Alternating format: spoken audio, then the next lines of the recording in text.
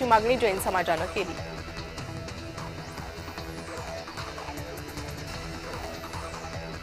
26 ऑक्टोबरपासून अमरावती मुंबई विमानाच्या वेळेत बदल होणार आहे। आठवड्यातील 4 दिवस फेऱ्या आहेत, तर सोमवार, बुधवार, शुक्रवार, रविवार असे 4 दिवस अमरावती विमानतळावरून मुंबईकरता विमानसेवा असेल।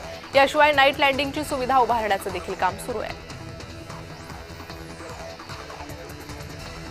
निफाड तालुक्यातील कोटम गावात शेतकऱ्यानं 2 एकरावरील द्राक्ष बागेवर कुऱ्हाड फिरवली आहे। अतिवृष्टीमुळे द्राक्ष बागेला फळधारणा झालीच नाही। पंचनाम्यासाठी तलाठी आणि कृषी अधिकारी आलेच नाही। तसेच कर्जाचा डोंगर वाढत असल्यानं संतप्त झालेल्या द्राक्ष उत्पादक शेतकऱ्यानं हे टोकाचं पाऊल उचललं आहे।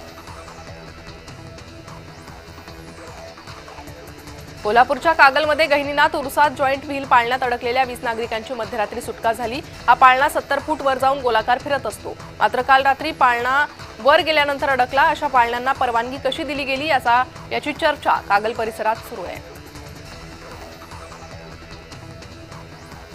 माणगाव तालुक्यातील वाकी हिरवंडी गावाला जोडणाऱ्या पुलाचे मंत्री भरत गोगावलेंच्या हस्ते उद्घाटन झाले। गेल्या अनेक वर्षांपासून वाकी गावात जाण्यासाठी रस्ता नव्हता, मात्र आता या पुलामुळे वाकी गावात रस्ता पोहोचेल।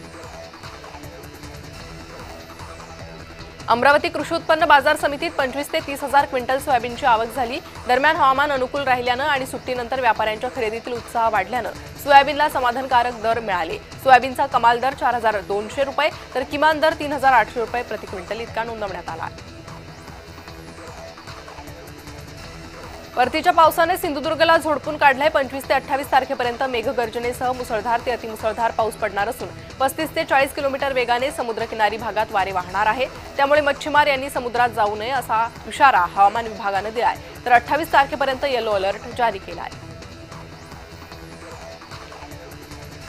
अरबी समुद्रात वादळसदृश परिस्थिती निर्माण झाल्याचा इशारा हवामान खात्यानं दिल्यानं मच्छीमारांनी खबरदारी म्हणून नौका देवगड आणि मालवणच्या बंदरात आणल्या। या नौकांमध्ये गुजरातमधील नौकांचाही मोठ्या प्रमाणात समावेश आहे। हवामान विभागानं 28 ऑक्टोबरपर्यंत समुद्रात ताशी 45 ते 50 किलोमीटर वेगाने वारे वाहण्याची शक्यता वर्तवली आहे।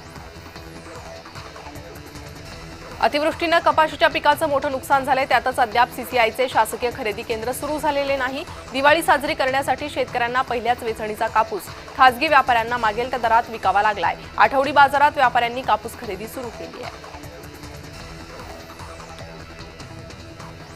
धुळे जिल्ह्यात शासकीय कापूस खरेदी केंद्र सुरू झाली नसल्यामुळे शेतकऱ्यांनी कापूस घरात साठवून ठेवलाय। दरवर्षीप्रमाणे यंदाही धुळे जिल्ह्यातील कापूस उत्पादक शेतकऱ्यांनी मोठ्या प्रमाणात कापसाची लागवड केली होती। दरम्यान परतीच्या पावसामुळे कापसाच्या पिकाला मोठा फटका बसल्यानं त्याचा कापसाच्या उत्पादनावर परिणाम झालाय।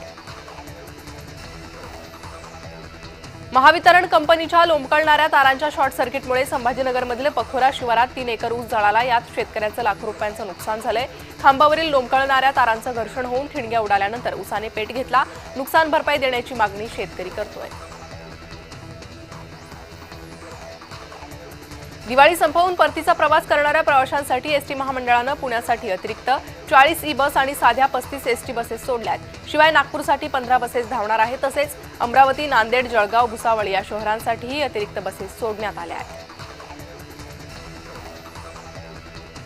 मालेगाव शहरातील एकात्मता आणि जातीय सलोखा वृद्धिंगत करण्यासाठी नाशिक ग्रामीण पोलीस आणि शांतता समितीच्या संयुक्त विद्यमाने run for unity Malegaon marathon 2025चं आयोजन करण्यात आलं होतं। या स्पर्धेत शेकडो नागरिक सहभागी झाले। दिवाळीच्या सुट्टीत वाशिम आणि अकोला जिल्ह्यातील पर्यटकांनी निसर्गरम्य दोन्ही जिल्ह्याच्या सीमेवर असलेल्या काटेपूर्ण अभयारण्याला पसंती दिली आहे। हिरवाईनं नटलेला परिसर, शांत वातावरण आणि तलावाचं निसर्ग सौंदर्य पाहण्यासाठी अभयारण्यात दिवसभर पर्यटकांची वर्दळ सुरू आहे। फलटणमध्ये आत्महत्या केलेल्या महिला डॉक्टरच्या पार्थिवावर अंत्यसंस्कार पार पडले। बीडच्या कवड गावात अखेरचा निरोप देण्यात आला। यावेळी कुटुंबियांचा आक्रोश पाहायला मिळाला। आरोपींवर कठोर कारवाई करण्याची मागणी करण्यात आली आहे। चंद्रपूरच्या मूल मार्गावर वाघानं एका बाईकस्वारावर धाव घेतली, मात्र मध्येच कार उभी असल्यानं वाघ मागे फिरला आणि बाईकवाल्यानं सुटकेचा निश्वास सोडला।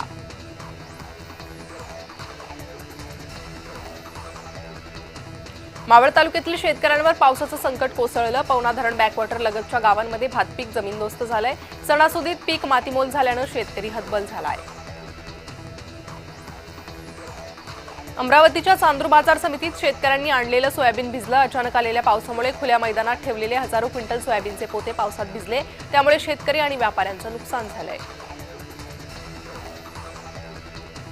रत्नागिरीत दंगल नियंत्रण पथकानं पेट्रोलिंग केली। यावेळी दारू पिणाऱ्यांवर कारवाई करण्यात आली, तर जेटी परिसरात संशयित व्यक्तींकडे विचारपूस करून त्याचे ओळखपत्र तपासण्यात आले। हिंगोली जिल्ह्यातील पांगरा शिंदेसह विविध भागात परतीच्या पावसानं हजेरी लावली, त्यामुळे वेचणीला आलेला कापूस भिजला। आधीच अतिवृष्टी आणि पुराने हैराण झालेल्या शेतकऱ्यावर आणखी एक नैसर्गिक संकट ओढावलंय।